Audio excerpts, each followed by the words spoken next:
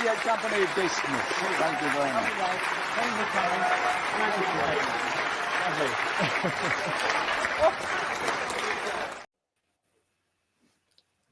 Well, hi and welcome to a special episode of Sky Blue History. Today we're diving deep into a glorious 1980-81 season with some real legends of Coventry City football. We've got Jim Brown, of course, because it is the Jim Brown Sky Blue History podcast. Evening, Jim. Evening, Claudio. How are you feeling? Yeah, pretty good, yeah. I hear you just done the end of season review.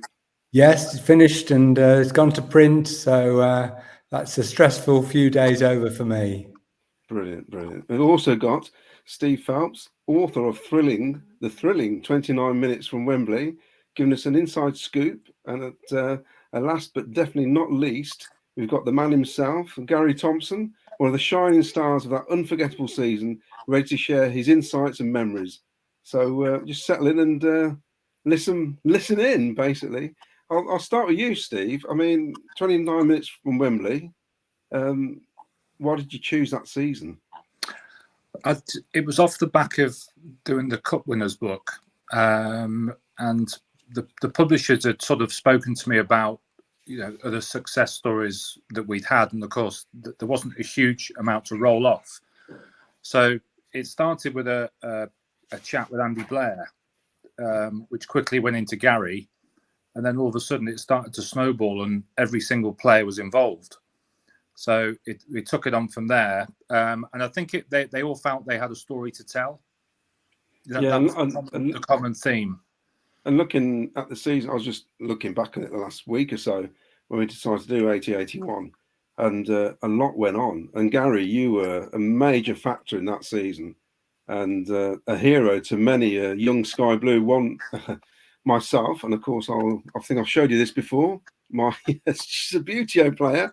I painted brown for Garry Thompson because, of course, the European Subbuteo players were all white, and I thought, I'm not having that. So you and Danny Thomas got painted, and I got carried away. I did Garth Crooks and the lads from West Brom and Wolves. But yeah, I mean, for you then, and we're going to talk about the season in length. You broke through the season before. I believe you had an injury, didn't you? Was that when you broke your leg? I got in the team 2 seasons before that. Had a few games.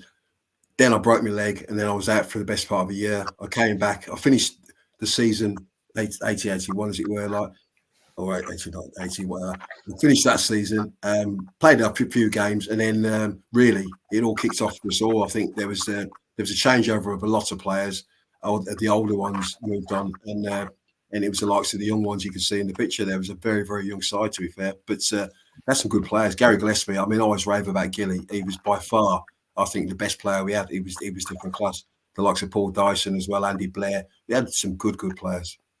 Well, you mentioned Gary Gillespie. I don't know what the other lads think about this. We had a record signing the season before, didn't we? Gary Collier, who made one appearance against Stoke City, first game of the season. I think he had a nightmare. And then Gary came straight in and kept him out of the team. Do you remember that, Jim, how it was? Yeah, it's a very strange situation, wasn't it? Because I think Gary Collier was one of the first players to break his contract and move to another club without the club being able to stop him. And it was a big story, I think, him coming to Coventry, and it just didn't work. And another one, of course, was Dave Jones. He came at the same time, and he came with a pretty good reputation from Everton. And the two of them really didn't make it.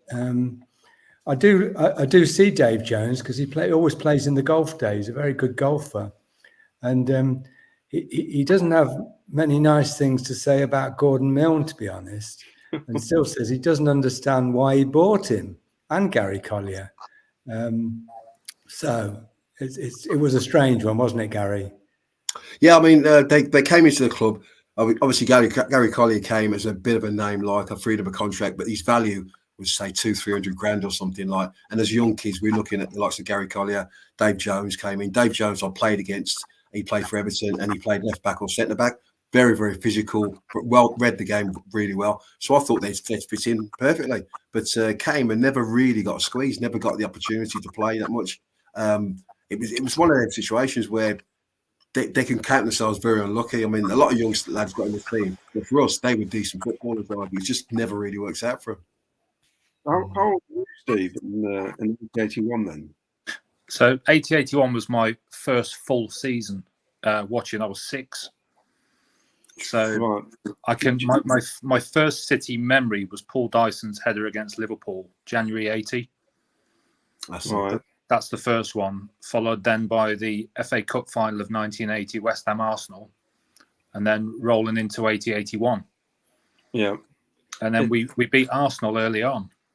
Well, I'm going to start at a goalless draw only because my man's got his name in the programme. So we played Liverpool, and it's got the Warwick and Leamington Supporters Club, calling all Sky Blue supporters in the Warwick and Leamington area. The Warwick and Leamington Supporters Club is hoping to get underway again this season. They've kicked off a new campaign by donating the ball for today's match. It probably explains why I was in the director's box that night. The club will be meeting second Wednesday on every month at its headquarters at the King's Head, which is where I live, the Salford Warwick, 8:30 p.m. Coaches will be organised to travel to away games, and social evenings with the London Supporters Club will be arranged. All right, Jim? And then it mentions one of our supporters who's poorly, and it's got anyone wishing to join this exciting club should contact Tony Cardellino, which is my dad. It gives the phone number, and Jean Eden, she was the secretary. And I love looking at because I've forgotten it was in there until I was going through all the programs. I thought, what a great memory. So hopefully the kids won't chuck that out when they get rid of my collection. But I remember it was 0-0 and it was pretty awful. Is that right, Jim? You remember that game? I think you're jumping ahead of yourself because that was the second game of the season. On the Saturday, we went to St Andrews, and the Blues were newly promoted, and they absolutely buried us. It was a dreadful display by City, and I think Ray Gooding got sent off that day. We were hopeless. We were two down before half time and lost 3-1. And then Milne went out and bought Jerry Daly before the Liverpool game that you're talking about. I don't think I was at that Liverpool game. I don't have any recollections of it. I know after the game, I got the chance to meet all the players, and I'd already got the City lads' autographs because they're easy to get hold of, basically. But to see Liverpool as a 15-year-old was amazing because, as you know, it's not like nowadays, is it, where they're on telly all the time and, it's just, you turn on the telly and they're there. And I was invited upstairs to I think it was a players' lounge, Gary, is that right? Yeah. And the City lads all walked past. I didn't ask for any autographs. I just got all the autographs from the Liverpool players, apart from Graham Souness. He kind of just barged me up against the wall and just went straight past me in a huff. And my dad said, "Oh, he's a terrible so-and-so. I remember him getting sent off in the Youth Cup final. He's always been the bloody same." Yeah. So the question to you, Gary, what was he like to play against then? Souness. Yeah. I mean, I think I've put in some things that he was one of the best players I ever played against, but he was filthy. I mean, he was a great footballer, brilliant on the ball, had a goal in his locker, could control midfield, pass it. But he used to say, like, if you want to play football, we play football. If you want to fight. And when he wanted to fight Graham Souness, he didn't mess about. There was Jimmy Case and him, who were two of the hardest people you ever come up against. Souness, and he could look after himself. Like, he was, he didn't mince his words. And I'm not surprised he barged past you. He was like that all the time. I mean, now you see him used to see him on Sky. He's quite mellow nowadays. He's still hard hitting, says his point. But as a player, no nonsense at all. Did you have any favourites, Steve, of the City lads at a young age? Can you remember that team? If not in that team as initially, because I think it more morphed into when Terry Gibson joined. Sure. Which is only obviously a couple of years after. I think for me, it was just like awestruck watching. I was 6, watching that team playing because it was a young side, but there was plenty of flair in the team, and it was never boring. We didn't really have any hardmen, did we, Gary, in that team on the Souness kind of scale? No, definitely not on the Souness scale. I mean, you're looking at Paul Dyson could look after himself. I got involved in a few little bits and bobs here and there, but generally we had the likes of Bodak, and Bodak talks a great game, but he will never fight in his life. Like Jimmy Blythe when he was goalkeeper before Les Seeley took over. Jim could look after himself, but there weren't too many. The way we played, Ron always wanted us to play football, and there wasn't really a lot of call for that physical nastiness. But you know, it was a bit flying about, but nothing at the level of Souness. And of course, playing for Liverpool that night was Oggy in goal, which is was he? I think yes, he was playing in goal. I think he only made about 4 starts for Liverpool. Okay. Yeah. Did you want to take us through the start of the season, Jim?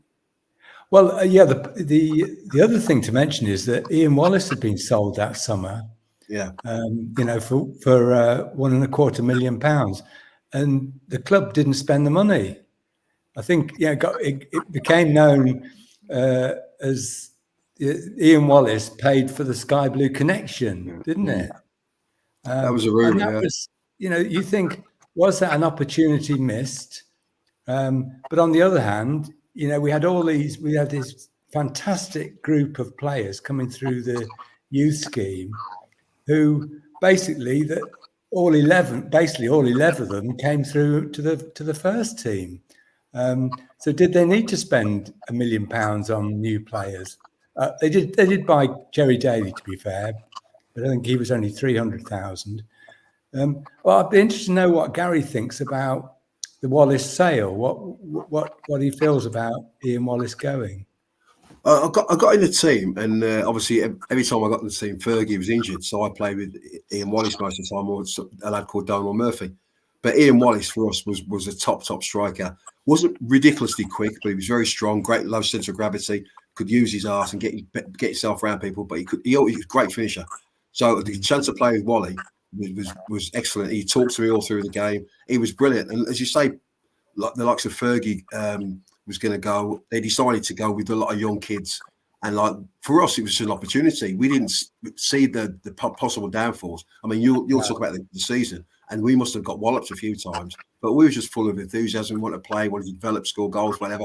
But we had some good, like I'd say, I keep going back to Mick Ferguson and Tommy Hutchison who left, and players like that. We let a lot of good players go. And the Ian Wallace stuff, they've obviously looked at the likes of me and Tom. I think he was trying to sign Trevor Francis at one time as well. And they were obviously still always looking for other strikers. But in the end, Mark Aitley came up through the ranks as well, because I think initially he wanted to play Tom English and himself. And in the end, Mark not weaseled his way. Mark got in the team, and me and Mark played together, and Tom didn't play as much, and then he ended up going to Leicester.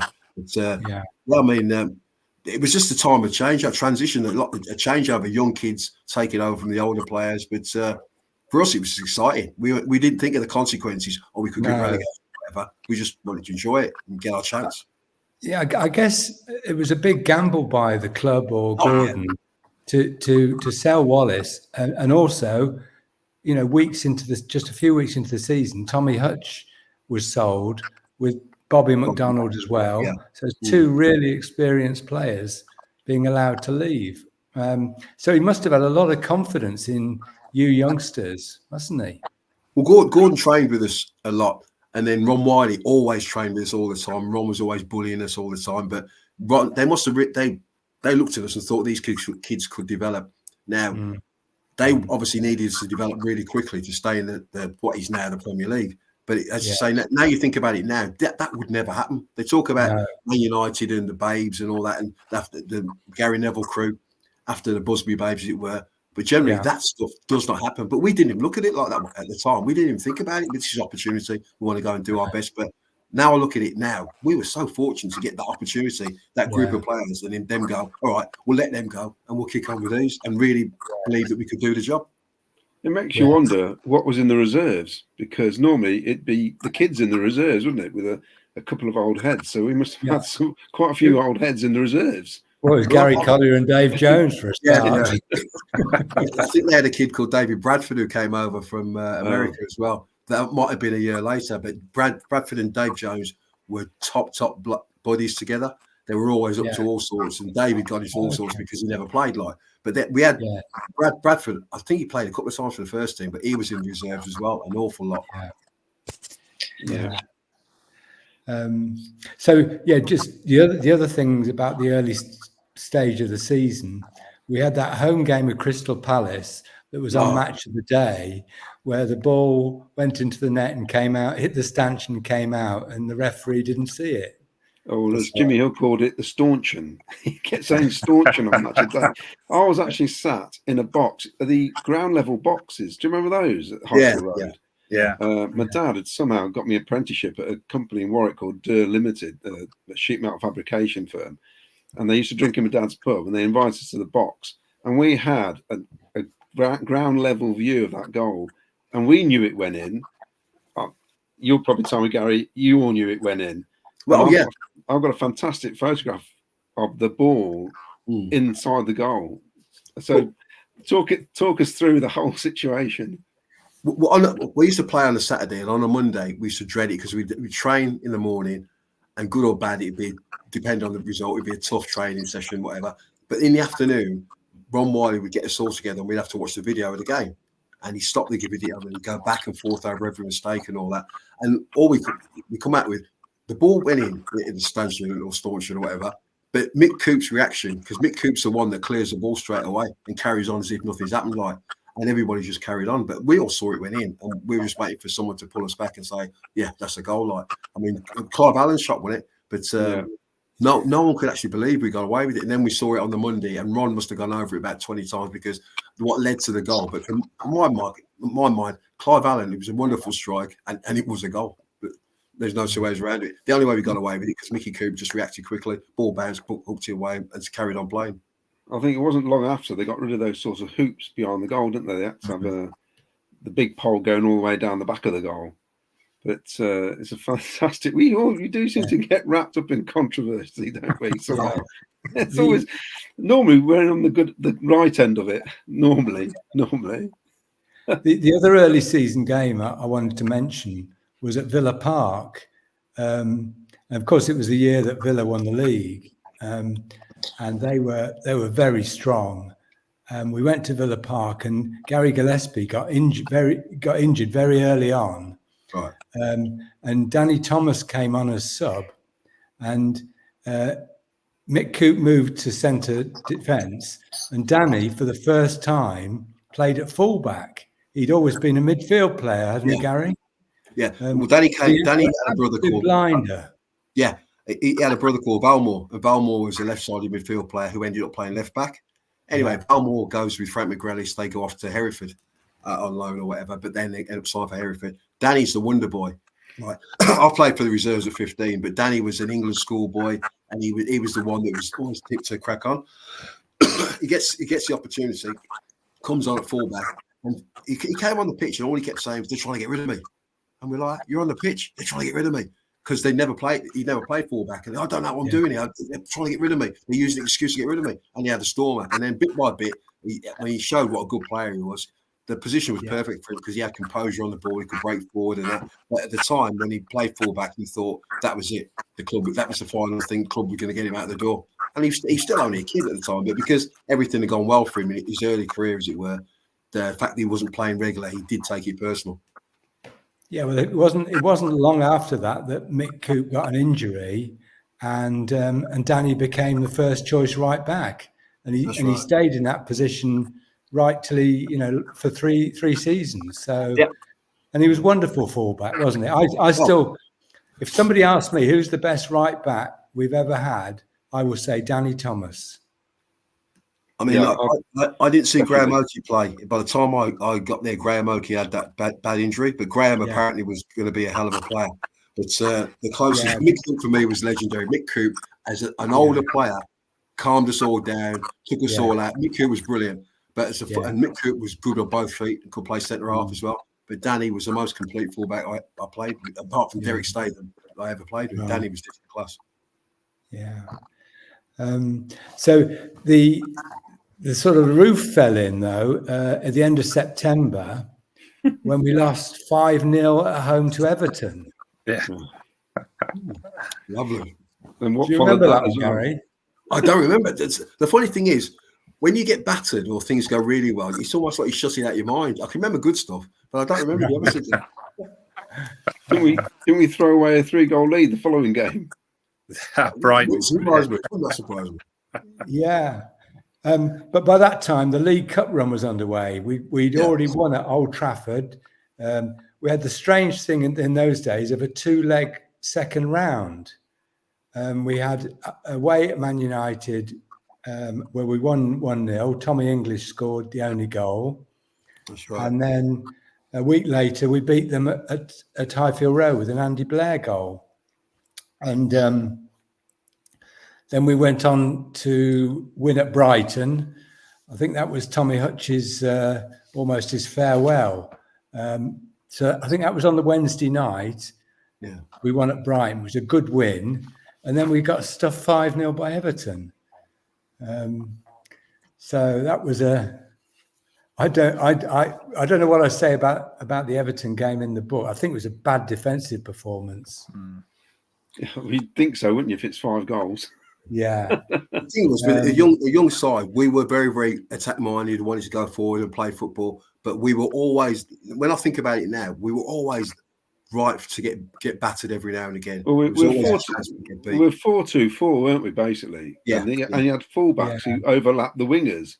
It was extraordinary. So a lot of times we just exposed the 2 centre halves. Yeah, and you had the wingers like, say, Bodak or Tommy Hutch. They would never chase back or double up anybody. So basically, as you say, it was the 2 centre halves. When Jerry Daly would bomb on as well. Yeah. Steve Hunt would be in and around there trying to spray balls, or Steve Hunt might play on the left-hand side or whatever. But generally, it was all geared to going forward. So some days we smash teams, but generally, some days we got our pants pulled down. I mean, for me, it was the most exciting time. I thought it was great. We were so entertaining in terms of just the football, basically. But with you, we were always vulnerable. Yeah. I used to love it from like 77 to about 82. It's just great stuff. Well, the man who carried the can for that Everton game seems to be Jim Blythe, because he was dropped after that game and didn't play again that season. Right. Oh, in fact, he did. He was there the following season. Yeah, he didn't play again that season. It was Les was in goal. When did Jim do his back? Because there was one game he did his back, and Steve Murcock came on the pitch. No, that was earlier. That was 78. Right. All right. It all meshes into one nowadays, I see. Yeah. We should get Jim Blythe on one night, Claudio. It'd be interesting. Yeah, I'd like to get him on. He's my all-time favourite cough keeper, to be honest. It's top draw, Jimmy Blythe, top draw goalkeeper. I used to love. What about you, Steve? Because obviously you're slightly younger.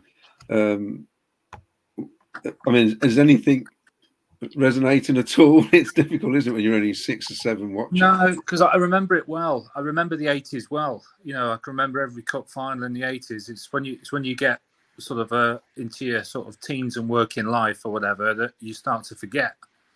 So when you're a kid growing up, you remember everything about the semi-finals all on the neutral grounds and then the cup finals, because it's crystal clear. I mean, you're going back to the Palace game there. I actually managed to get a quick conversation with Jim Blythe about it. And his line was, when he read the paper the next day, he couldn't see that goal from Clive Allen in the paper, so it was no goal. the goalkeepers union.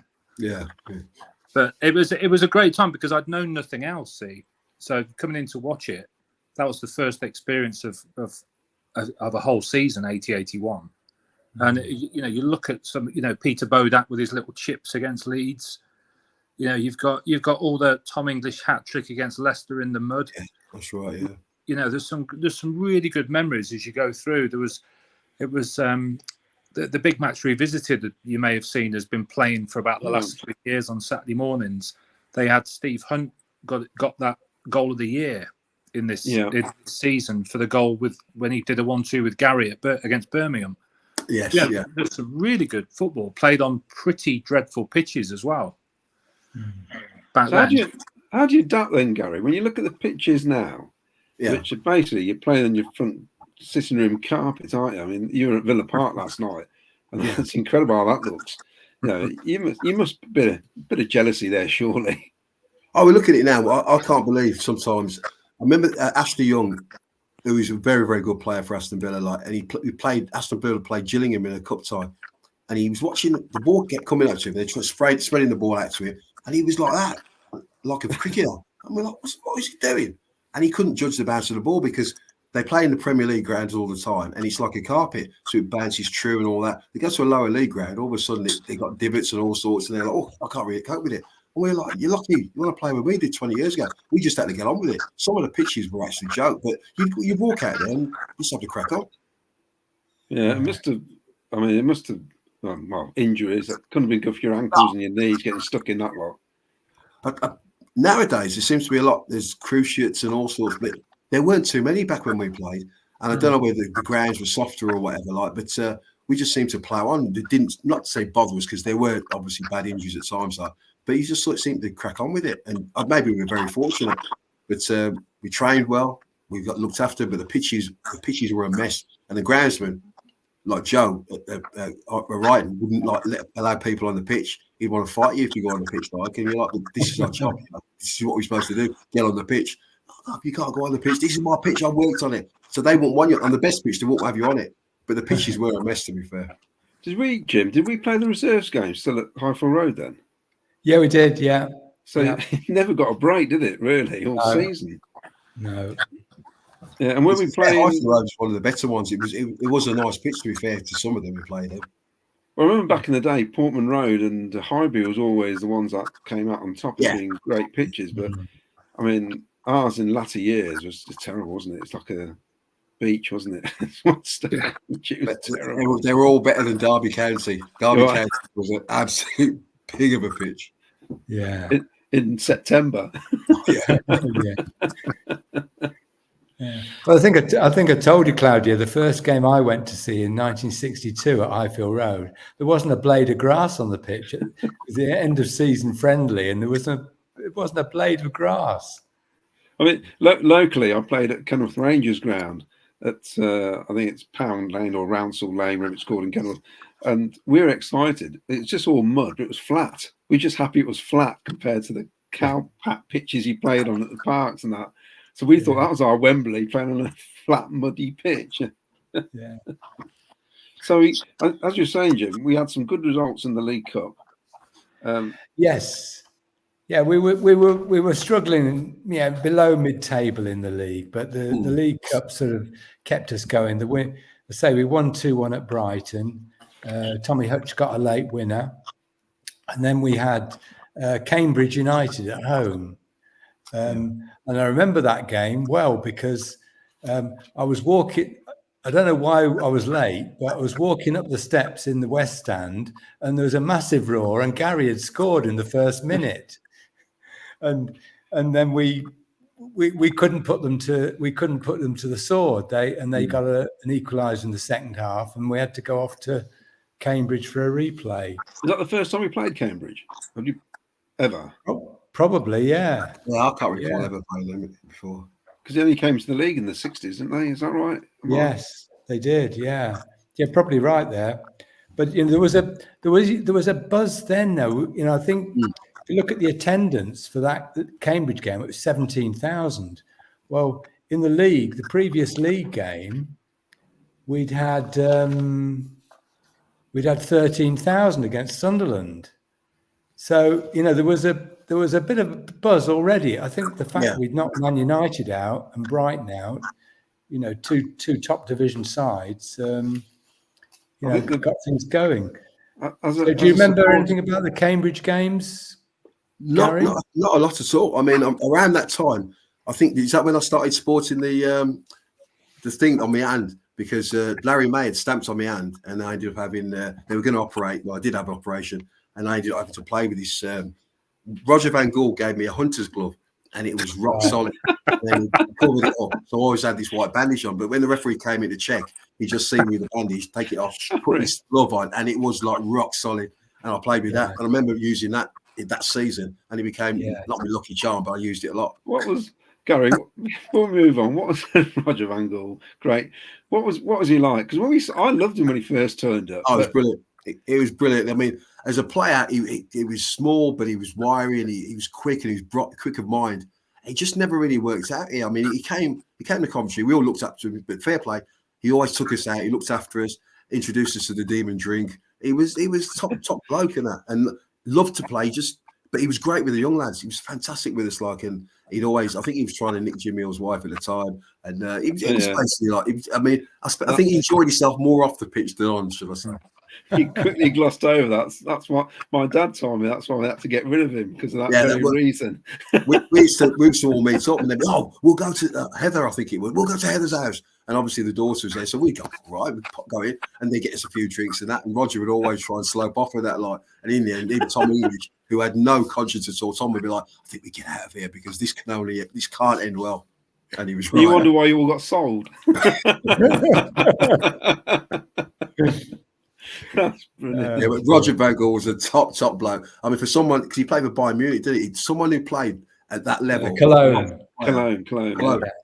Top player. He just came in, was as good as gold with us, and he was just like one of the lads. Brilliant fella. Like, I mean, he weren't there for that long, and then Rudy Kaiser came. Was it the year after? Oh, yeah, and he lived in Roger Van Gaal's house, I think. Yeah. But good blokes. Yeah, you didn't. You didn't play in the replay at Cambridge. No, you must have been injured. But I think that's when I got my hand stamped. We played Leicester, and Larry May stamped on my hand. And after that, I was out for it. I had an operation, and Ron made me come back. I think the lads were going to Cambridge, and he said George Dalton got me on the pitch, and he went, "Get your kit on." So I put my kit on. I bear in mind I've had an operation the day before, and he said, "Walk around the pitch, so get some of this at your system and all that." So I walked around the pitch a little bit, have a jog. So I had a jog, and in the end I threw up as you would do. And they went, right, now we can get you training again. But I remember, I don't think I played at Cambridge. I think I might have gone with the lads, but I didn't play. Yeah. I'm going to do a bit of advertising here for Steve. If anybody hasn't got the book, there it is. A must buy. I've still got a box of 30 in the house. Well, after this, you'll be signing them. They're prizes. Yeah. I should have brought yours up here, Gary, as well. Oh, yeah. Still available, all good shops and all that. And they're both very good reads. They're really good, really good.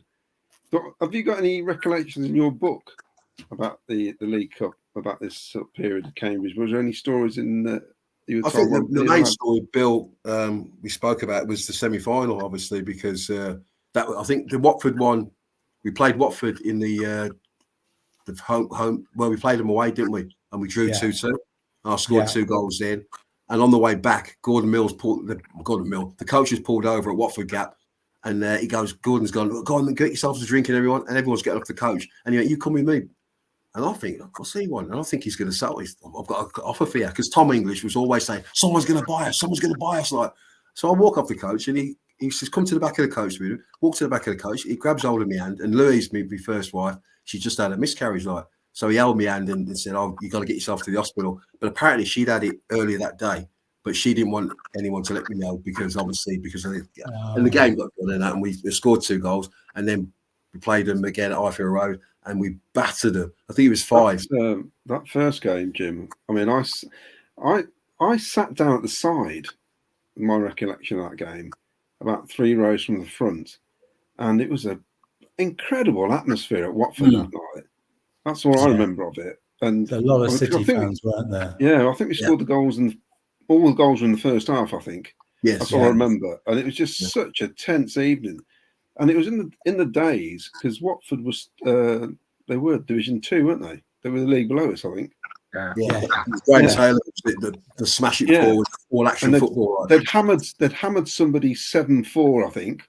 Probably somebody on the way. They'd been beating some big teams on the way, and they're like a real force. And I can remember. Yeah, well, they beat Forest. 4-1.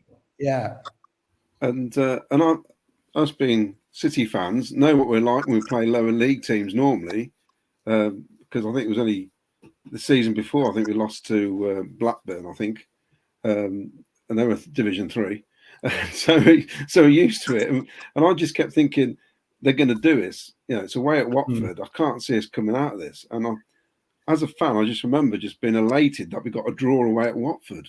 That's how I felt. It was such a tense affair, but I remember it being a really, really brilliant atmosphere. Yeah, it was a good atmosphere, and it was a good game as well. And it's one of them games where you take that the fans getting the atmosphere and the feel of something's going to happen.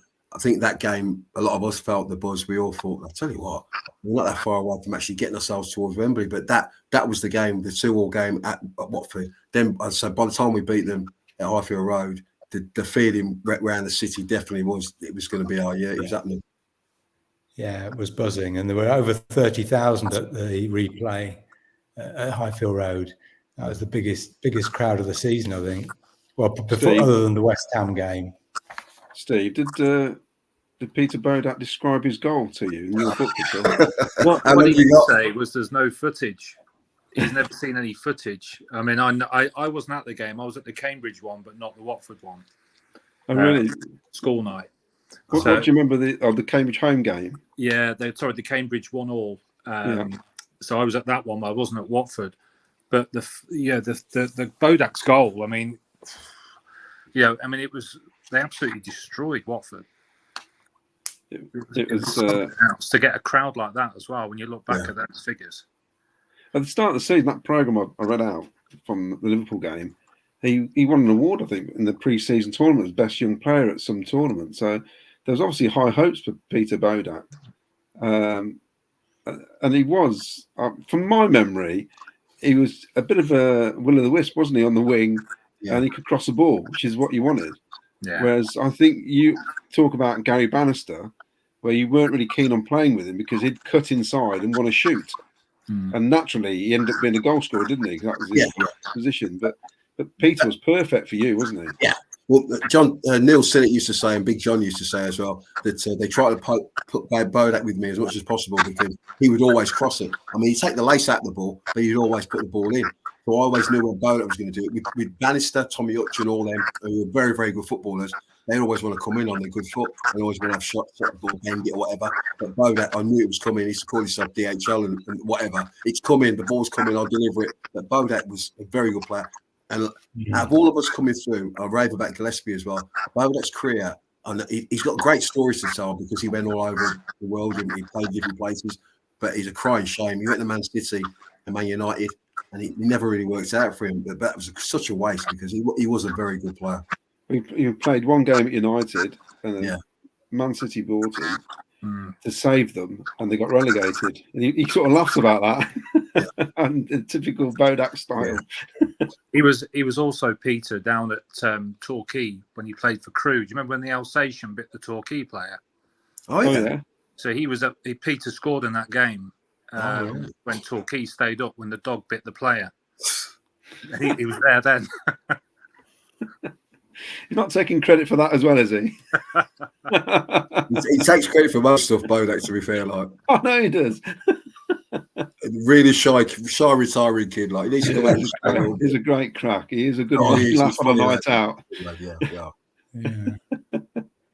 So we've beaten Watford 5-0, which was, I remember, Jim, again, another night where I'm 15 and I said before we started the podcast that I'm 15. I was actually in the Warwickshire squad. 2 or 3 of my mates were all from the same school, and we used to look at our team and think, these boys are not much older than us. We've got a chance if we ever get a trial because they're given opportunity to such a young bunch of lads. Not that we're ever going to get it. Well, I've still got my Bert Edwards letter of rejection. That bloke couldn't see talent. He don't know what he missed. And I think as young fans, we could really relate to you guys, Garry, because I say it's like watching your older brother playing. You know, it was weird, and I think there was a lot of fans who really idolised that team, and they've all got different favourites. I mean, there'll be Paul Dyson lovers, Gary Gillespie, Stevie Hunt, who's a bit older, but Stevie Hunt was a brilliant player, wonderful footballer, absolutely. Obviously, yourself. The one that I used to think was a bit divisive was Mark Haitley for some reason, because I think he took so long to score a goal. I think was I don't know. Is that right, Jim? He took ages to score. Yeah, in fact, he scored in the 5-0, and that was his first senior goal in his 19th game. God, which is incredible, isn't it? When you see what he went on to do, and once he scored, he wouldn't stop. He didn't stop. He was electric, wasn't he? For the next two seasons. But I don't remember any players getting pelters like you probably would do now. I think as a fan base, we appreciate that they're so young. I think the one player who maybe wasn't the fans' favourite was Steve Jacobs. Yes, yeah. I think some fans didn't think he was good enough, but he was wholehearted, wasn't he? He never gave less than 100%. Well, Jacko came through with Kevin Cooper and all them. They all came from Nicky Phillips, who was going to be a golden boy after Ray Gooding. And Jacko got in and around the team and that, but he could play fullback, he could play centre back, he could play defensive midfield player, he could play attacking midfield, he could cover all bases. He was one of them, a bit like Harry. He could do a load of different jobs in different positions, and I don't think in the end he got the chance to show what a good footballer he was. But he was a very good player. But he just was one of them, ended up playing all over the place or filling in forever, wherever. But he was a good footballer, Jacko. See, I liked Harry Roberts, but I struggle because I used to love Bobby McDonald. To me, Bobby was the best left back we've ever had. I know you've had others. I don't care. They're internationals and they played for England or whoever else. Yeah. You know. Bobby McDonald, I think he played something like 160 games consecutively. He hardly missed a game. Even when he went to Man City, he never missed a game, or Oxford. The bloke was a machine, wasn't he? I used to love him, absolutely love him. I think so. When Harry then came in, pretty much replaced him, didn't he, for the rest of the season? Don't know. I struggled with Harry Roberts. I hope he doesn't watch this. Harry's the right footer playing on the left-hand side, filling in for Bobby McDonald, who is one of the most stylish left-backs we've ever had. Bobby would knock a pass, and he'd still stand there. You'd see his elbows out, admiring his pass, like, what a good ball that is. Like, Bobby was just quality. Everything about him was quality, where Harry was like a machine. Harry was quick. He'd get tackles in. He'd cover ground. He could play defensive midfield. He could play centre half and the push and that. Harry could play all over, a bit like Steve Jacobs, as it were. But Bobby was a class act. When Bobby and Stevie Hunt came, I think Steve come from America and Bobby came from Villa. But they were both kids at Aston Villa, so they knew each other and all that. But when they came, you could see they were cut above everything we had. Like, But I mean, during this time, we also had a decent FA Cup run. Yeah. Yes. Yeah. So, Jim, you turned into a bit of a cup team, weren't we? These young lads. Well, yeah, and I think it took the focus off the league form a bit, didn't it? Yeah. Because we got to the semi-final. Obviously, the Watford game was a couple of weeks before Christmas, and then we had about a month or 6 weeks before the semi-final, and in that time we started the cup run. We went to Ellen Road and drew 1-1, and then we had a classic replay. It was a marvellous replay. Was it 3-2? No, it wasn't. It was 1-0, wasn't it? And you got the winner, Gary, in the last minute. Oh, was that Leeds? Yes. Yeah. Oh, yeah. At home to Leeds, yeah. Yeah, Paul Hart was playing against me. He gave me so much abuse at that game. Like, I would always remember just scoring the goal in the dying minutes and then people coming on the pitch and having me photo taken and all that. But yeah, Leeds was a tough game. Yeah. The away match, I think it's the most scared I've been at a game, and we'll talk about the semi-final in a minute. Until that semi-final, Leeds was horrendous. We were in what was called the seated area, and we were just next to the Leeds fans, and we were getting abuse. And my dad was having a row with some Leeds fan. He'd got a 5-year-old lad with him, and he was effing and jeffing because we'd taken the lead, didn't we? And was it Danny Thomas who scored? I think Danny Thomas, yeah. And we're sort of kind of that end of the ground on the side, and then, we're just getting so much abuse. Were Leeds second division as well then? I think they were, weren't they? No, they weren't. They were first division. No, still first. But struggling. Yeah. We beat them in the league at Highfield Road. And then, of course, not to endear themselves or our own fans, I think Steve Jacobs gave the penalty away, I think. The irony is when I was lucky to try to get hold of Steve and speak to him, and over the last few years, and when he was talking about through for 29 minutes, he still remembers the name of the guy that he brought down because he maintained it wasn't a penalty. Do you find that, Gary, that it's like a little black book in your head? Oh, you have certain players that you have issues to sort out with, like, but What's the name of the fella that Jacko brought down? Like, Yeah, Garry Thompson. Oh, Leeds, Sheffield United, I think. Yeah. it wasn't a penalty. It wasn't a penalty. But he had fisticuffs with Terry Connor, didn't he? Steve Jacobs, and then Chris Ramsey. Doesn't surprise me. Doesn't surprise me. And then ended up joining Brighton a few weeks later. So. Chris Ramsey's there, isn't he? Did we have somebody sent off in that cup game as well, Jim? Yeah, Danny scored and got sent off. Oh, do you remember what for? I can't remember. I don't know. I'll have to look it up. It wouldn't be verbal abuse. Danny was the most well-spoken man ever. He wouldn't like most of us foul mouthed and that when we were playing, but Danny was very, very polite all the time. So I doubt it's foul and abusive language. No, he's still a charming gentleman, isn't he? Yeah. He's a lovely fella, to be fair. So Gary, did you find? I mean, was Ellen Road a hostile place to play them as a player? Then, yeah. When I went to the Albion a few years later, and I went to Millwall, and I found Millwall an evil place to play, but Leeds was as bad. I mean, when we was kids, we went to Leeds, and Leeds United. We saw them on the telly and all that, and all the great stars they had. The fans were just abusive, just horrible people. Like, I suppose everyone wants to make their own ground a fortress, but they just abused you. They were just horrible. Yeah. I think they've still got that. They've got that thing. Yeah. They think they've got the divine right to be in the Premier League, don't they? The thing is, they've spent more time in the Championship, as it were. They talk about themselves like a Premier League club. It's funny you say that, because I always have this little row with Leeds fans saying you were good between 64 and 74. Then you won the league in 93. That's it. Yeah, that is it, really. And then they revert to the league back into the Championship. Yeah, the Revy years and a little bit in the 90s, and that's it. It's and for some reason, even the media seem to go on about how Leeds. I think, well, it's not that much of a legacy, really. Anyway, bitter and twisted coffin. Yeah. So in the cup, then, after we beat Leeds, we got Blues at home, and that was just 4 days before the big first leg against West Ham. So 2 massive games in 4 days. There were almost 30,000 at the Blues game and 35,500 at the West Ham game. So, things were really buzzing in the city. We nearly threw a 3-goal lead away that game as well, didn't we? I think we were 3 up against Blues. Yeah. Gary, what are you doing to me? Come on.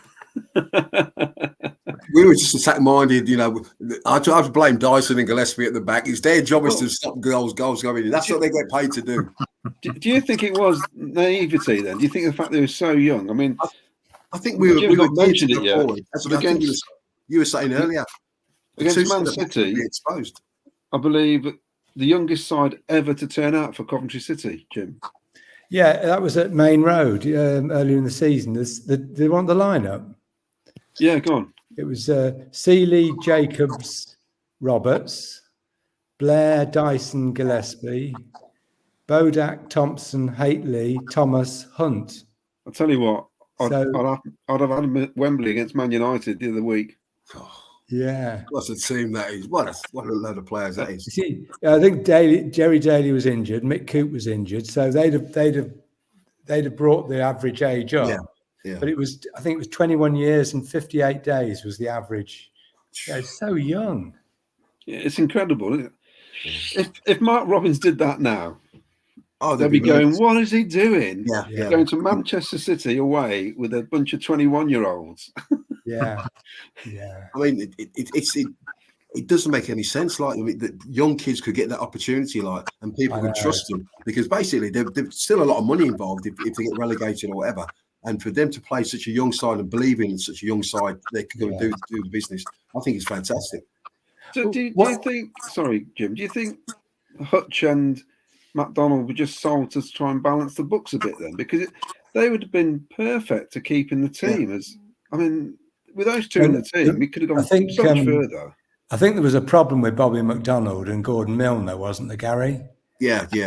In the end, because Ron knew Bobby from Aston Villa, and Ron had seen him develop as a kid and grow up.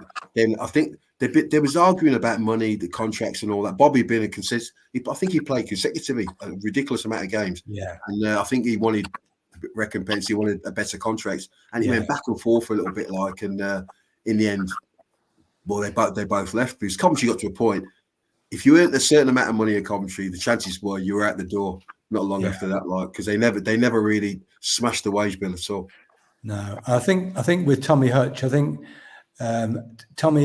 he had every year there was an issue with his contract. Yes, his money, and he almost went to Norwich. That's right. About a year before, John Bond was at Norwich. He was a big fan of Hutch. Yeah, and I think Gordon thought Tommy was over the hill. As a centre forward, I think Tommy Hutchison, rightly, is Coventry's greatest ever player, as they say.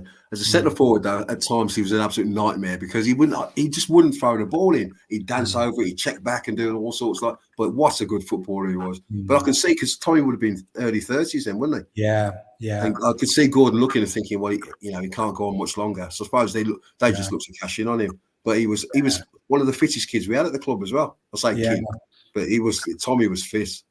Yeah, and Tommy, I've read his book. He came out last year, and he loved going to the States. He went 2 years running to the States. Yeah, and had a fantastic time over there. He loved the lifestyle, and he earned a lot of money over in the States.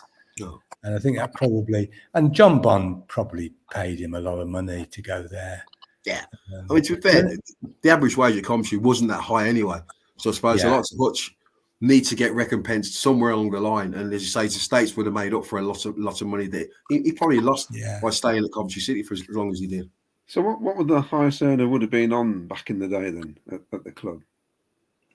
Well, when I first got in the team, the average was £200-300 a week, and then just before I signed a contract, a 3-year deal on £400 a week, and I was one of the top paid players at the club, So Jimmy Hill then decided they weren't going to sell anybody. I think Arsenal came in for me and Leeds and all that, and he decided no one's going to go. We're going to keep our real players But in 18 months, he lost a lot of money in America, and then he had to clear us all out. Well, I started my apprenticeship in '81, and I was on £32 a week. We paid a lot of tax, though. I mean, it sounds a lot of money. But I was 16, though. You start. Obviously, that's what it was: apprenticeship wages. Yeah. Which I suppose, if you're an apprentice at the football club, it wouldn't be much different, would it? It was £16, and the next year went to £18. But luckily, I got in around the first team when I was 17, so mine went to £100. But then you stayed on £100, and it was all geared to appearance after that, which we had no problem with, because we always felt it would give us a chance to get in the team. You were going to get a few quid for playing in the team. So even then, £100 would have got you a long way on a night out. Oh, definitely. Yeah. This is. I mean, I know Peter Badak talks about his lifestyle when he was younger with Steve Jacobs. Oh yeah. A lot of it was spent in the clubs and pubs, basically, which is probably why he didn't play as many games as yourself.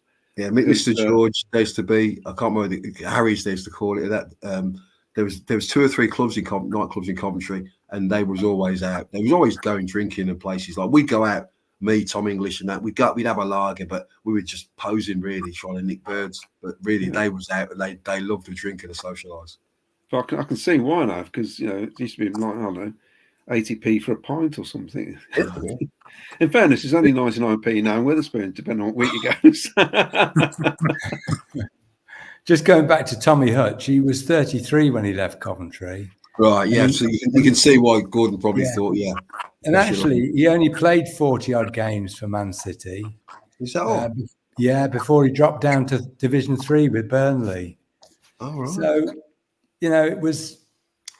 I think Gordon was probably right. I know he haunted us and played in the Wembley final. That's right. Yeah, but he was on. He wasn't really good enough for Division 1 after that, I don't think.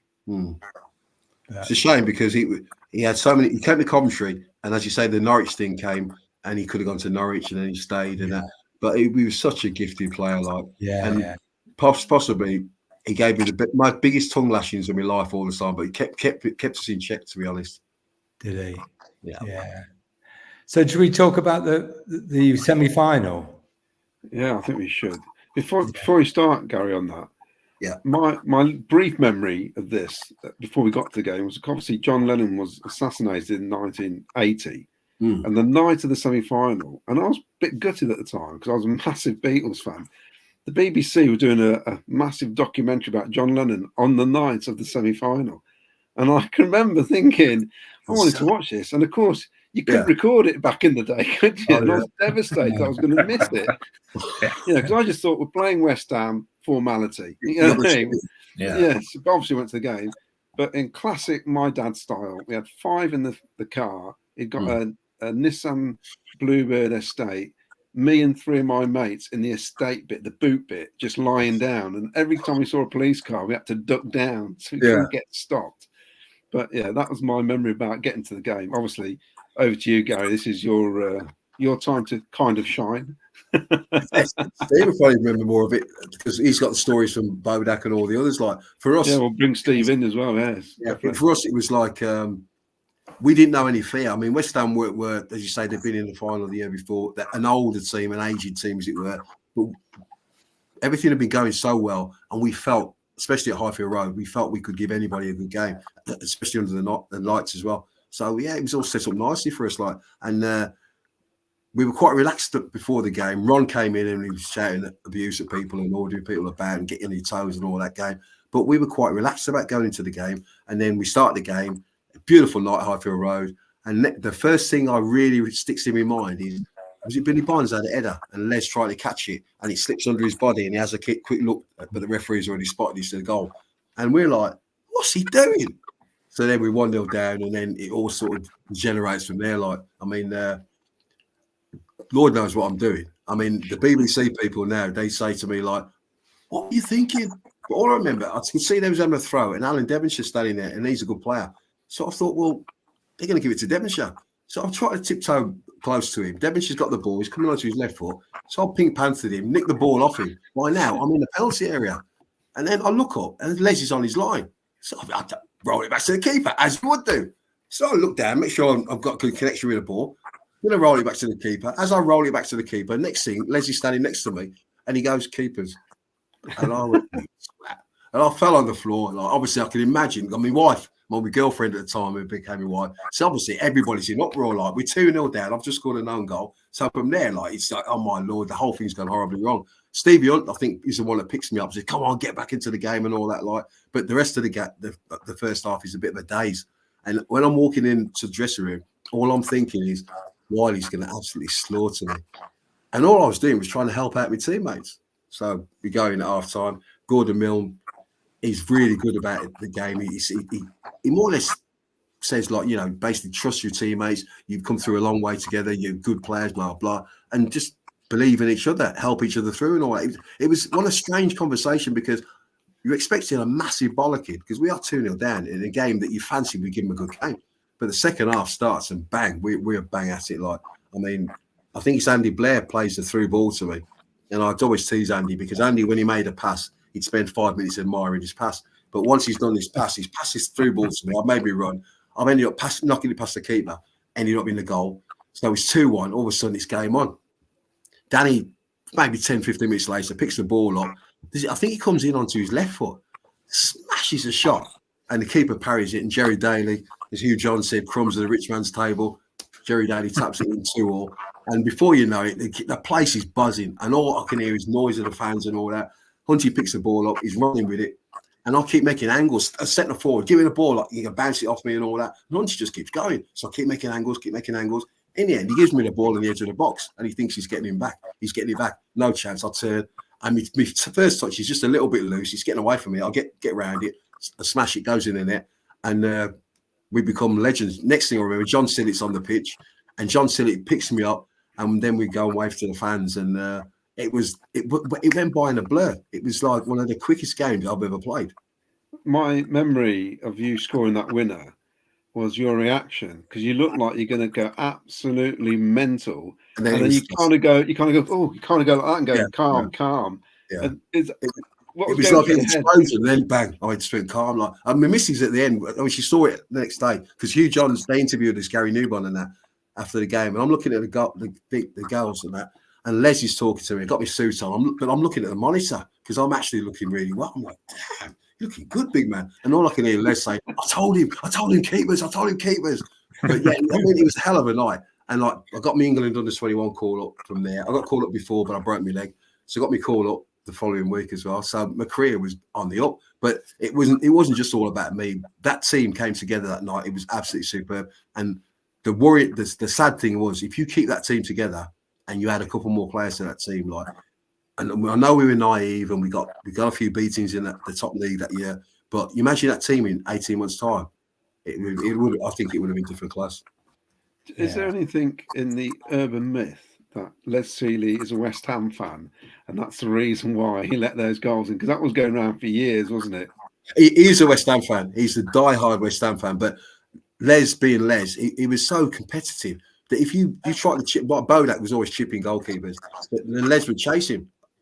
And he didn't like to let in goals, and most keepers are like that. So even though people talk about him being a West Ham fan and letting the goals in, like, he's still got to look at his teammates and that. So Les wouldn't have done that. But to be fair, the first goal, questions would have been asked, because that was interesting about Les, because I remember him coming back in '87 when Luton beat us. Yeah, and he was getting heaps from the Cov fans because he didn't leave in a good light, did he? It wasn't very nice how it all happened. Yeah. And we were giving him pelters, and of course they win 1-0, and he starts doing cartwheels down the pitch at Highfield Road. And I remember that, and I look back on that, I think, fair play to you, Les, because I reckon I might have done something similar. Maybe gambols. I was in digs with Les, and he was the most annoying, aggravating person, but he had an art of goal as well. But sometimes he'd wind people up, and people would end up fighting with him. I think Danny had a fight with him one day on the pitch, and Dave Sexton, the manager, and Dave's like giving it one out, get your uppercut in, son, and all that. And we waited for the manager to break it all up. But Les could upset everybody, and he was one of them Cockney lads that always loud, always got something to say, always opinion on everything, but very competitive in training. If you shot past him or you try to chip him with that, he'd have a go at you. He just couldn't. He hated to let in goals. Yeah, Steve, was there anything in your book from that night, from some of the other players? Can you remember anything that was in there? I remember John Sillett was put over on Bodak's side in the second half.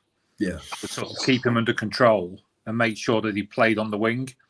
Gary was saying about John Sillett coming on the pitch afterwards as well. In those days, and you watch the old football nowadays, as soon as the final whistle went, they just run off the pitch. Yeah, that's right. They didn't seem to. Nowadays, obviously, we've got Coventry players stay on for like 10 minutes or so, especially if we've won. Whereas then in those days, players would run off. Whereas John Sillett got them back on to actually applaud. I mean, there was 36,000 there, wasn't there, that night? Yeah. And, that was a rarity back then. Yeah. Well, Big Sill says it's one of the first times that players went to the fans and applauded the fans and thanked them. But to be honest, the atmosphere was electric, and that's because the fans were absolutely magnificent. We're 2-0 down against a championship side, as it were, but an experienced championship side. That could have gone horribly wrong. And without the fans being behind us as well, we would never got through it. I think John Sillett's right. That's a magnificent attempt by the team, but just to go and thank the fans, because the fans were brilliant that night. Just one thing that's come out of that conversation is I don't think many City fans realise that John Sillett was at the club then. They associate John with Wembley 87 and Wembley and onwards, but was he the first team coach then, Gary? He was reserve manager, first team coach, and just did a bit of everything, but he was always around. And he'd come to the club a couple of years before and took the youth team, and Colin Dobson was there, and all of a sudden he just leapfrogged Dobbo. And he was always, they liked to have him around because Big Sill, he could laugh and joke with the lads, but he knew the game as well. And he'd be the one, because Ron would give you a bollocking all the time. Ron couldn't say good morning without giving you a bollocking. Gordon was the nicest man in the world. If Gordon gave you the curly finger, you were devastated because Gordon is the nicest man in the world. And Sill was a bit between the two. He could give you a bollocking, but he could make you laugh as well. And he called me after the semi-final, and he went you're getting too big for your boots. He said, I'll see you play for under 21s, you're doing this and that, and just knock me down to size, as it were. Sill was perfect as a manager, and in the end he became a manager, but he had that gift to getting the players to really like him and want to play for him and not let him down. Yeah. So on to the second leg. Yeah. Yes, yeah. Again, I'll step in with my experience of going down. Might be because you were in London anyway. I'd imagine then, weren't you, Jim? Were you in London? I was. Yeah. Yeah, I travelled down with the supporters coach, and the most dreadful journey ever. Yeah, I heard about The problem was, whereas now you can't drink on coaches, you definitely drank on coaches in those days. And I would say the majority of the coach were drunk, basically. I mean, like, it's a school night for me. We were 15. Getting in the guy I was with, who still comes with me to away games now with the Leamington Warwick supporters. He would have been only 19, 20. He was absolutely bladdered. I had to try and find his ticket, trying to get him into the ground. It was an absolute nightmare, it was. And of course, we know what happens during the game, which we'll talk about. But afterwards was awful, absolutely terrible. Coaches getting smashed and all sorts, unbelievable scenes. I remember just thinking, imagine if we'd have won. You know, it's just that sort of a place. But Garry, I mean, I know there's you in the warm-ups, you were a bit worried to go over to the touchline, weren't you? Because it was a bit hostile. Yeah, we were knocking the ball around between ourselves. I think we were playing in a yellow kit or whatever, and so we were taking abuse as you would do. You're in London, West Ham fans, you're going to get abuse in that. I think Danny knocked a ball, but he overhit it, and I went to go into the crowd to get the ball. And as I was walking towards the crowd, the bar tried to pull me in, and I'm like, yeah, I'll give it one I missed it, and try to get another ball in that. And then I look round, and the atmosphere was intense. But saying that, we started off the game. I thought we started quite brightly. I think I had a chance. Mark had a couple of chances as well. And I'm thinking, like, we get one goal here, this thing's done. And I mean, I can't recall how many chances we had, but we had a few chances to finish that tie off. And as you say, we got to the point where they finally get the goal with 29 minutes from Wembley. But really, after the game, Jimmy Hill took us into London and treated us to some kind of dinner. And it was kind of one, we were young enough to think, well, we'll get back there again. This is an opportunity.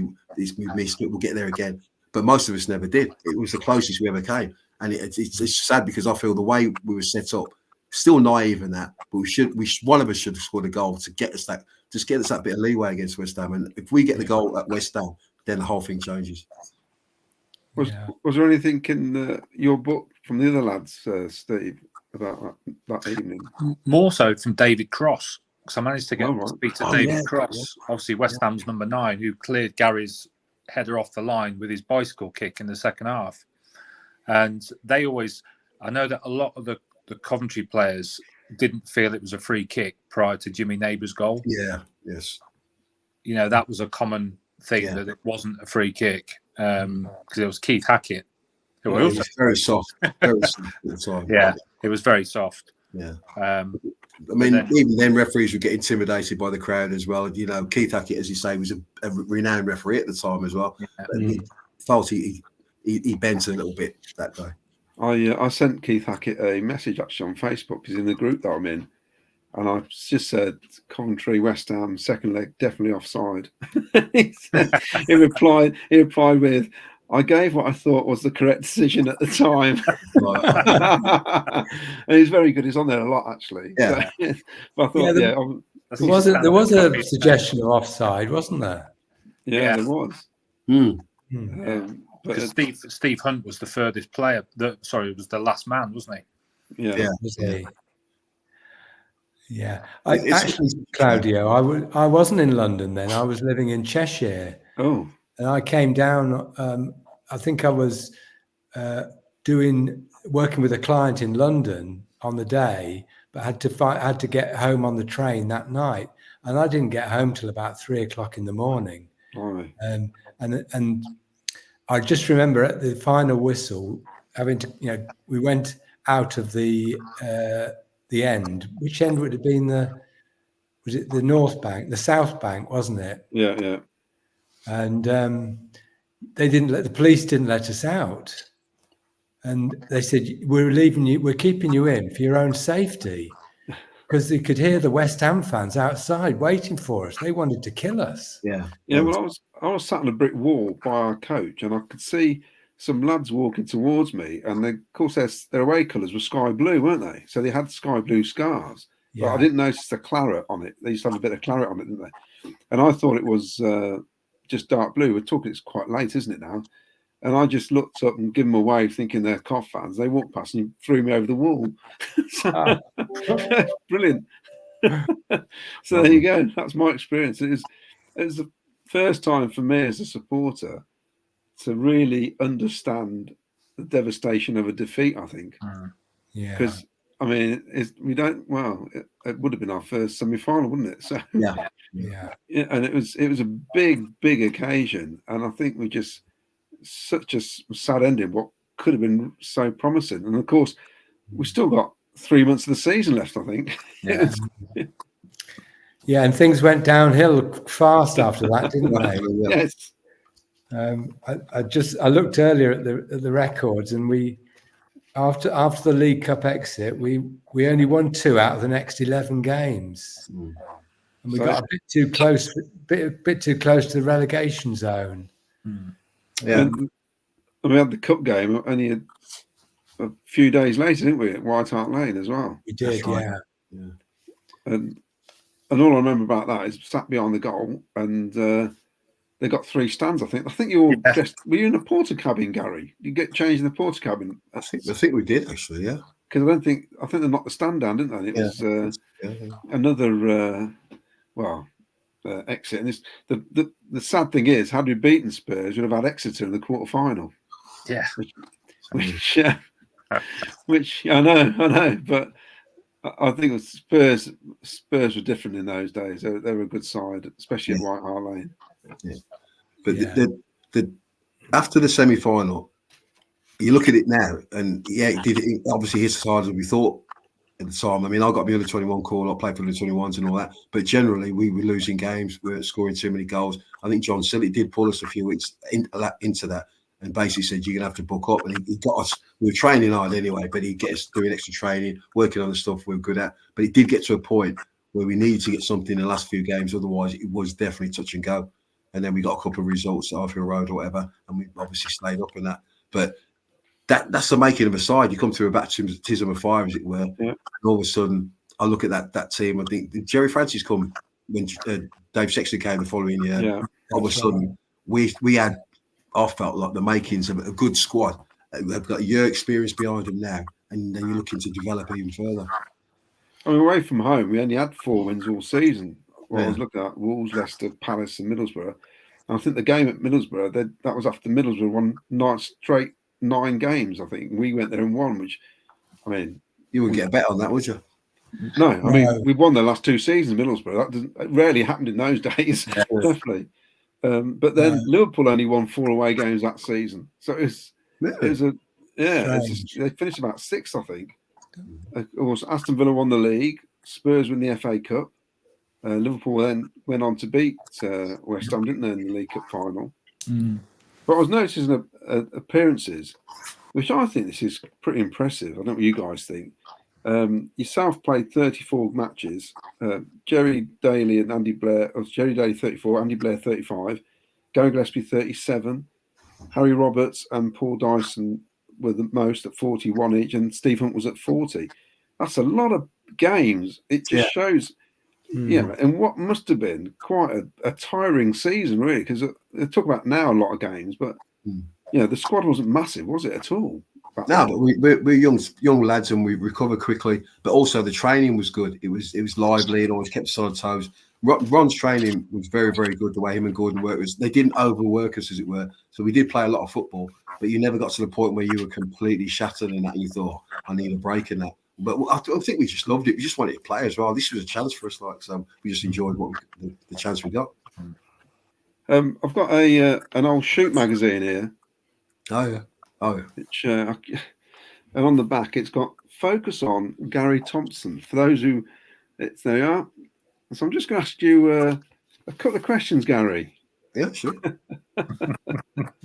Now, bear in mind, this is 40 years ago, but yeah, go on. Yeah, this is, what's this? It's the European Cup Final Special, 30th of May, 1981. So, lovely. Yeah, it's got here, a favourite holiday resort. Can you remember what you said? I would say, either Tenerife or somewhere like... Torquay or something like that. Bognor. The hint of sarcasm in some of the answers, I think. Got here. A most difficult opponent. Now, this is somebody you said in training. your most difficult opponent? Jim Holton. You got Paul Dyson. Oh, I'm giving Dyson a little mention there, aren't I? Also, favourite player. This is interesting. That's 1980. So who did you say was your favourite player? And he's not English. No, that'd be Leo Luque. Because it is, yeah. World Cup, and I thought he was different class. Kempes was brilliant, and Kempes scored a lot of goals. But Luque was a typical target man. I thought he was magnificent, and he had the best moustache you've ever seen as well. And didn't he have the shortest shorts as well? Yes. Oh, yes. That was a must though. Short shorts, long black hair, and a fantastic Zapata moustache. Yeah. Apparently, your car at the time was a Talbot Solara and a Ford Capri. Yeah. Well, I got the Capri when we played Man United in the League Cup earlier that season. Arthur Albiston smashed me my foot, and my bone in my foot went, and so I couldn't drive. And so Tom English dropped me off in my car and went off. And the day later, Tom wrapped it around a lamppost. And the Coventry were giving out their new car, so I got a Talbot Solara, but I had the Capri, but obviously I couldn't afford to get it fixed because Tom had just wrecked it. But yeah, I got one of them nice Solaras and that. Dear. Also, it says here, this is interesting because I mean, 1981 is when they actually did the interview, Right? Because it says here most memorable match. And it's interesting what you've chosen. And it weren't my debut or the England under 21. No. Most memorable match. Would that be it wouldn't be the semi-final, would it? No. You've chosen 2 goals against Southampton after breaking a leg. Oh yeah, well that was my first game back was the Liverpool game. I come off the bench and Paul Dyson scores the goal. That's my first game back after 11 months to a year. But then I was in and around the team for the next couple of games. Then I scored 2 against Southampton. That's when you know you're back. I scored a couple of goals, getting back into the team, as it were. That was the bit where all the worries about my leg and all that went because I'm back in the team and I'm scoring goals. Now, this is where at this point I think you're thinking, I'm going to have a laugh with this interview. And the friendliest away fans. I would have probably put West Ham or something like that. Yeah, West Ham. Definitely sarcasm about that, yeah. Then favourite food and drink. Now I would say it's what's that? It's steak and kidney pie and suet pastry and all that, and a glass of milk, something ridiculous like that. You've got l'escargot white wine with a dash of lime. Oh, that's the dig of Danny Thomas, because when we used to go out, he'd always, because Danny was dead posh, he'd always have the snails, a bit of like l'escargot beer boy, and he'd always drink wine with a dash of lime. So it was basically it's got miscellaneous likes and dislikes. Now you put miscellaneous likes, grub, and scoring goals, ignorant people in brackets, Tom English. Yeah. So basically, we just spent the time taking a mickey out of each other like you. But I had to give Tom a little mention because he was like my best mucker at the time. Like we played together, we did all sorts of stupid stuff together. Like Tom was different class. And you got here favourite activity on a day off. Sleeping, that wouldn't it? Yeah, sleeping and eating sweets. Oh yeah, I used to get myself a bag of sweets and get into bed and read comics and then stuff my face. It was great. It's 18, 19 year old. It was fantastic. What a life. How did that fit in with the club's conditioning? I think they just let us get on with it as long as you could do the training. It was fine. I think it was only years later they started realising that all that stuff wasn't particularly good for you. Yes. Now, favourite singers, I know this because you got Stevie Wonder, Phil Lynott, and The Jam, because we've talked about this before. Your love of Thin Lizzy. Yeah. And after match routine, it says he used to have a shandy with the lads and then go out with the wife. Yeah, we just got married and that, me and Louise. And she wouldn't let me out anyway. There was not a lot of trust in that relationship. She wouldn't let me out. But yeah, always take her out for the drink. Now, your best friend at the time, it says here, Paul Dyson. Mm-hmm. Well, we grew up at school together. But Tom was not happy about that because Tom and myself, he moved into my house, Tom, to the point where my girlfriend, then coming to my wife, was saying, he's always here, get rid of him. But Tom was always in my house, like. But yeah, Tom was probably my best mate. But Paul, I've known him since I was 11. So I've already mentioned this chap. Biggest influence on career? Dave Sexton, Ron Wiley. You got Bert Edwards. Bertie Edwards. Tell you what. Yeah, Bert was different class, to be fair. Like, I mean, as you say, you mentioned him because he doesn't know talent. But he said, someone said he turned down signing Laudrup as well. So maybe questions might be asked about Bert's judgment at times. I wonder if that's when Denmark played England at Highfield Road, because they played a under-21s, I think it was. Right. And I remember my mate was sitting there watching it, and we both went, "This Denmark team are rubbish." And a few years later, 3/4 of them were hammering Uruguay 6-0. Yeah. So we don't recognise talent either. Now, your personal ambition was to make $1 million, and if not a player, what job would you do? And you chose chartered accountant. Yeah, there's a massive dose of sarcasm in that as well. I know. And this has got to be the ultimate side. Which person in the world, I hope it is, I'm going to embarrass myself. Which person in the world would you most like to meet? A pope. Now, did you mean that? Oh, my wife was Catholic, so I thought I read that one. I thought he was having a laugh. Well, most of the lads ready, because if you read most of them around that time, they generally were Mickey takes and all that. Because when you first do them, it's brilliant because everyone's going to read your stuff and that. Then after a bit, you just start taking them Mickey as you do. Fellas, did you want to ask Garry anything while we're still talking about 1980-81? Yeah, I just ask about the strikers, because obviously you talked about you and Tom English, and then Mark came on the scene. Yeah, after failing to score for 19 games, he suddenly had liftoff, and he was in the under 21 team with you, wasn't he? At one That's stage, right, yeah. But what was it like when there was three of you fighting for two places? Well, it started. Coventry always had decent recruitment, and so as I mentioned Donald Murphy before that, he was slightly ahead of me. Ian Wallace, Mickey Ferguson was playing as well, and there was a kid called Alan Green who was electric as a player as well, and they were just above us. Then there was likes of myself. Then there was Haitley on my shoulder. Tom English was on my shoulder as well, trying to get in the team. I break my leg. Mark makes his debut against Wolves, gets man of the match but doesn't score. He goes on that 18 games before he gets another goal. Well, he scored 19 games when he scores his goal. So there was competition all over the place. We had a kid called Clive Whitehead who never really broke into the team, but we had very, very good young strikers. So you were always on your toes. So it was rivalry between us, but we always helped each other out, and we always wanted the opportunity. It was great. Competition. If you thrive on competition, which we all did, it was perfect. Yeah. Tommy English to me was a bit of an enigma. He started so well. I think he was only 17 when he broke into the first team. Yeah. But he never. I know he got that hat trick that Steve mentioned against Leicester, but he didn't seem to push on. No.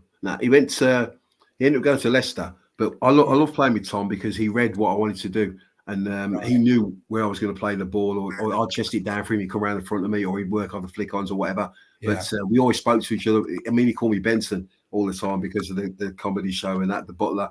But he'd say, Benson, left-hand side or whatever. So we'd always talking to each other, always knew where he was on the pitch. Mark never used to say an awful lot, but Mark was really, really quick, especially strong down his left-hand side. But Mark had a hammer of a shot, but he never hit the target, as it were. He was always hitting high, wide and Hansen. But in the end, it comes good for Mark. Tom should have been a better player or a better career than he had. He went to Leicester, and we had Jim Morrow's. And I remember, I still see him in that. I'm like, what's it like there? And he goes, oh, yeah, I'm going to play in the team, blah, blah, blah. He goes, you got this kid there, like, he's playing on the wing, he's crap. And it turns out to be Garry Lineker. Now, Garry Lineker keeps working hard. Garry Lineker gets in the team. Tom gets bombed out of the team. Tom ends up going to Colchester. His career basically dissipates, but Tom English was a very, very good striker at the football club at that time, and his career should have been better. But we all got players we look at and think they should have done better. It should have worked out for him. Tom was brilliant to play with, and really, you look at this now. I think his son played for Colchester as well. But you look at it now, he'll be devastated because when you get to an age, you beat yourself up about the mistakes you make. Tom English was a good footballer, and his career should have been a lot better. Yeah. And did you at the time think that Mark Haitley was destined to go to the very top? No. The amount of strikers we had, and they were all good strikers. The competition was intense. Mark was very, very quick, decent in the air, but he attacked everything in and around the box. But he never had any composure to finish, so he never looked like he was going to score a few goals. to get yourself going. His dad used to always be down at Coventry, and his dad would always be bullying him up. And I think the biggest problem was his dad was always on him. But in the end, Mark blossomed and became a good centre forward, had a great career. But when I was on a beach, I was in Tenerife, and I had been drinking the night before, so I'm lying on the one of them mats, like, and I'm lying there, and I've got the paper 2 days old, and I'm reading the paper, and I've read it 3 or 4 times, put it down, pick it up, read it again. In the end, I said to my missus, "Read that. What's that say?" And Mark has just gone to AC Milan for talks and that. Now, I left and went to West Brom, and he went to Pompey. I think he scored 24 goals. I scored 21 goals or whatever.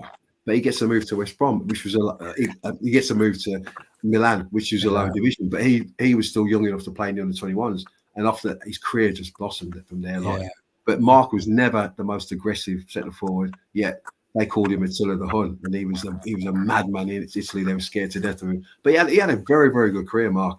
And I never thought. I thought all his game was good. He just the finishing bit. But in the end, the finishing became a very good finisher, very good player. Jim, were you a Garry Thompson or Mark Hateley fan? Well, Gary's sitting in front of me. No, he don't. I mean, to be fair, I was in hospital when I broke my leg, and I was in there, and the 3 lads in the hospital ward with me. They had motorcycle accidents. So you can imagine they had the massive big things over their legs and that. And I get chatting to them the one day, and we're feeling sorry for ourselves. Like, I'm injured. They got pins through their legs and all that. And the guy said to me, like, you're a decent player. It was all right. He says, but I much prefer Hateley. And I went, everywhere I go, I hear the same thing. There's a lot of people like Mark, because he was really. I mean, I was quick, but I was never as quick as Mark Hateley. And Mark was like. There's something about him when he at the time he looked like a player. He just couldn't finish. But so when he all put it together, he did become a very, very good player. It never bothers me, right? In a Coventry shirt, I've got to say that Garry, when he came into the team in 77-8 season, and he had a big shoes to fill, because it was Mick Ferguson and Wallace were scoring goals for fun. Yeah. And I think Garry created such a good impression with his attitude. He never gave up.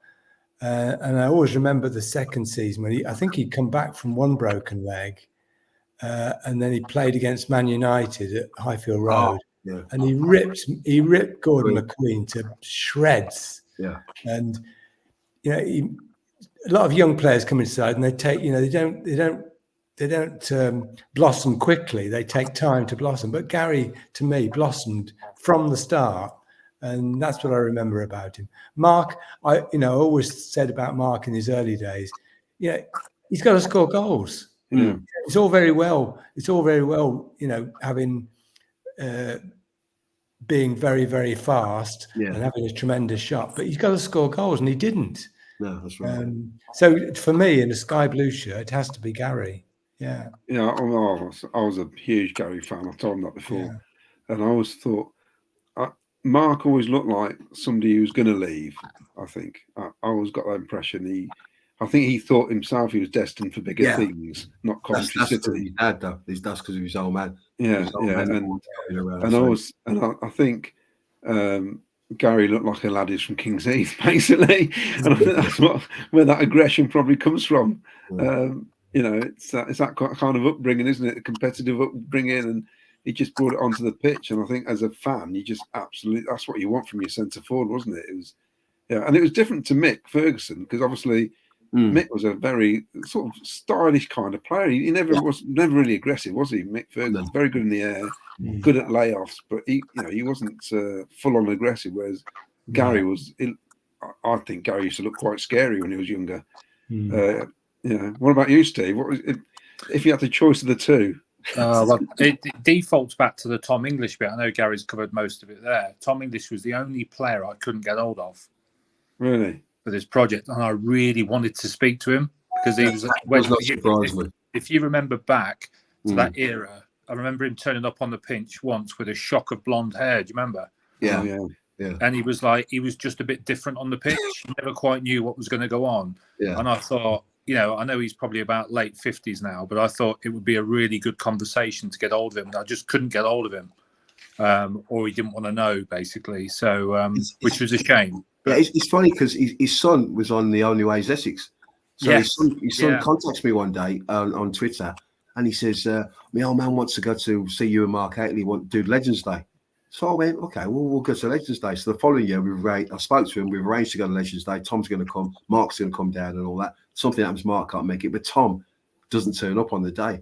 So I was like, and I said, well, what's the matter with him? But he doesn't. It's like that part of his life is gone, and he doesn't really embrace it. And I'm saying to him, Stevie Hunt was the same for a long time. Stevie Hunt's now getting involved in it. But I'm saying this was a great time in our life, and we meet friends that we haven't seen for ages. I mean, I met at that signing, I met Jacko. I hadn't met Jacko, seen Jacko for about 10, 15 years. And it's just brilliant to meet your old mates again, like, and just catch up and have a laugh and all that. And Tom, he will start doing it. But like Tom's moving on, like, you know, we get after we did the sign-in for that book, Jacobs, Bodak and Andy Blair were in the Holyhead till about midnight. You know, they went to the club. Yeah. Jacobs was back on the train to London. It was the first time him and Bodak had seen each other for 34 years. That's right. I think they're still in contact now as a result. But, you know, as soon as they all sat down, I just remember Paul Dyson telling us the story when you were in Zimbabwe when Bobby Gould was manager and he was playing and he was asking for balls to feet and Dyson was smashing them at his chest and really aggravating him. But then there was Bodak, trying to finish his point, and Jacob saying, "Oh, no change there." Then, you know, it was just a good humour around the table. Obviously, Brian Roberts was there, and Andy Blair and yourself as well, and everybody just bounced off each other. Yeah. And all those years ago, you know, it's like you say, we didn't see each other 30 years or whatever. But as soon as you meet each other, you take up where you left off. Me and Mark did a book signing last year. And as he walked in with Billy Bell, and I saw him, and I just pissed myself laughing. And he's like, "What's so funny?" And I said, "You actually walk worse than me." And I said, I had someone that walks worse than me. And because his knees are bugging like. Then we just sat there and started taking the mickey out of each other for like 20 minutes. It was brilliant. And like I miss all that. The dressing room, the football was great. And scoring goals was brilliant and all that. But the dressing room banter and the fact that you could spend time with mates and you grow up together and that, you can't beat that. You can't buy it. I always remember, like, just very quickly, when I closed the 29 minutes from Wembley book, it was basically a story from Jacobs of him sitting in a classroom. He went back to college at 26 when his career ended with a broken leg. Yeah. And he said he was sat there 26 and there was kids there of 18 chucking paper around in a class. And it's like a few years previously, he's playing at Anfield, Old Trafford, Leeds, and just a real reality check for him. It's interesting you mentioned like the injuries because I met Gary one night with Peter Bodak and Gary Shaw. Yeah, and it's a good job we were near Warwick Hospital because the way Gary and the two Garys were limping, I thought they're never going to make the lose at this rate. And there's Peter. He's like a sprightly chicken, isn't he? Because he only played about a third amount of matches that the other two lads played. Yeah. The other thing is, Bodak, considering he was a winger, he never made a tackle in his life. He got the ball, he talked to people, he played crosses in the box, but he never got involved in anything physical at all. Although, when he's off the pitch, near a pub, he can have a fight then, but the rest of the time, like, he didn't get involved in physical at all. Now, we've gone massively over here, but we can't leave without. I don't know if you can do it briefly, Gary, because obviously Jimmy Hill is held in high esteem at Coventry City, and rightly so, for his managerial career, basically. And a lot of people probably weren't happy with was how he ran the club as a chairman, loads of things. But obviously you left the club under a cloud, really, didn't you? And not really what you wanted. How was the story? How did it happen? We had the League Cup semi-final, get the under-21 cap, and all of a sudden, like the end of that season, Gordon Milne goes upstairs, Dave Sexton comes in as manager. Dave Sexton's my under-21 manager, and Dave Sexton's brilliant, great coach and that. And so we start the following season, and Dave Sexton sort of dismantles my game and then makes me into a better footballer, as it were. But I don't score as many goals that season. But I know I'm getting better. I know I'm improving. And to be fair, I ended up playing so I was 37, so I was right. One day, I didn't know this, but Jimmy had lost an awful lot of money in America. I come home one day, the wife's pregnant. We've been shopping and that. Walk in the house, phone's ringing, 9 o'clock at night. No mobile phone. Pick the phone up. Hello? Where the fuck is, pardon my language, where have you been? And I said, this is C. I said, I've been out shopping with the wife, got some stuff for the baby. I don't want to know all that. Listen, get yourself down to West Brom tomorrow. I've agreed a fee with Ron. Off you go. Puts the phone down. I'm not having that. So I'm ringing back. I thought, how much are you selling me for? He says, there's nothing to do with you. And I went, well, to be fair, I don't want to go anyway. I'm quite happy here. Wife's pregnant as well. You turned down offers a year ago. I'm in no rush to leave now. Signed a new contract. I'm quite happy to stay. And he said, if you don't leave in 6 weeks' time, this club is going bankrupt. Put the phone down. So my wife, who is the clever one amongst us, says, listen, go and talk to them because you don't know what they might offer you. You can't just turn it down. But I'm thinking, well, I'm not having this. Anyway, I end up going to a conversation, have a talk. Ron Wiley bullies me to sign in. I end up signing for West Brom. I come back to Coventry, as it were. I get a message to go and speak to David Dent and Jimmy Hill. Not Jimmy Hill. Dave Sexton, the manager, had no idea that I'd gone to West Brom to have the conversation. So I go to Dave's house and see him and his missus and that and explain what I've been told and that. And that's when I look at Dave Sexton, and Dave Sexton knows as a manager, he's going to sack him now because Jimmy Hill's made a decision that's gone over his head. But from there, I've ended up signing for the Albion. I thought Dave wanted me to go as well. Dave wanted me to stay, but I've ended up signing for the Albion, and then I'm an Albion player. And from that, it all goes from there. I mean, that summer, because that summer they all left on freedom of contract. Danny Thomas, Mark Haitley, they all left, and that. And Danny did an article saying we all would have stayed, but Tomo left, and that was the end of it. I remember seeing Danny and go, "You fucking weasel." Because all the Coventry fans, all they ever said to me was, "You traitor, you left." And I'm like, I can't be bothered to go into the full story. It's just a long story. But basically, Jimmy Hill decided I had to go. And in them days, if I'd have had an agent, that would never have happened. But this is life. This is what happens. Yeah, and I think whether Steve and Jim agree, it's such a shame because that was a makings of a brilliant team, I think. Yeah. And obviously completely dismantled, didn't leave us anywhere to go. Bobby Gould eventually comes in, and then we've not got a squad really, have we? We've got nobody. It's just incredible what had to happen. The funny thing is, Gouldy comes in, and you beat Liverpool or someone quite early on, and everyone starts raving about the Coventry because you've got rid of a load of players, and you've got your Mickey Gins in, and you've got a load of new players in there. But it just seems to you get a couple of good results early on, and everyone thinks, well, everything's going to be okay. Who stayed, Jim? Was it Steve Hunt, Jerry Daly originally, and Harry Roberts and Steve Jacobs stayed? Yeah. So that was the four really that stayed.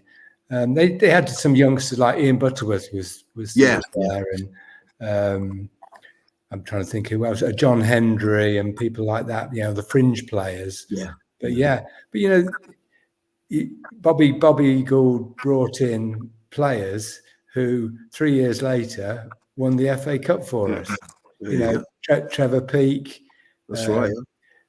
Terry Gibson wasn't at Wembley, obviously, but he was a very good signing, wasn't he? Mickey Ginn, and then the following year he brought in Oggy, Killer, Nick Pickering. So it's swings and roundabouts. It works at the end, isn't it? Yeah. And for you, Gary, you got to play with your ultimate hero, didn't you? Big Cyril. Well, yeah. I mean, I was just sort of trying to think of then because I was just thinking I played with Ferdinand and all them. Yeah, because C was top drawer, a lovely fella, good player. I mean, he ended up coming to Coventry, so you all know how good he was. But as a bloke as well, I mean, there's great players and all that, but as a man, Cyril Reid is top draw. Yeah. Well, anything else, fellas? Think we should end it now? Thank you, Gary, for coming out. It's been fantastic to relive those memories. And I talked to a lot of former players about their careers, and a lot of them have a lot of gaps in their memory, but your memories are fantastic, I think, considering it's 44 years. Yeah. It's fantastic. Yeah, the wife just says I remember things because I've always got an axe to grind. There's other problems. So I was going to say that. It's funny because some of the games you mentioned where I'm not scored or we got battered, I kind of forgot them. They just drifted out of my memory. Well, thank you so much. I enjoyed it. Thank you very much for getting me on. Yeah, it's great having you on. And always good company. And Steve, thanks very much as well for coming on. And for those listening or watching, you can still get the book. He says he's got loads. There it is again, 29 minutes. And also the miscellaneous one. And we need an up-to-date one. I've got your miscellaneous one here. Look, there it is. I'll give you a bit of breaking, Claudio. That's being updated as we speak. Oh, brilliant. It's a fantastic. No, I mean this in the nicest possible way. It's a great toilet read because I keep them downstairs and every day I look at it. What happened on this day? Good for door wedges as well. Sorry? Good for door wedges as well. No, I love those. So they're great books. They are really good for any football fan. If your club's got a book like that, they're great little reads. They are. They're brilliant stuff. Well, I think, and Jim, of course, thanks for being here again. Without you, this doesn't happen. So well done. Thanks for being here. Yeah, we really enjoyed it. Thanks, Steve. Yeah, Great to see you. Yeah, thanks for asking. Thank you. Nice one, Steve. Take it easy. Cheers. All right. Cheers.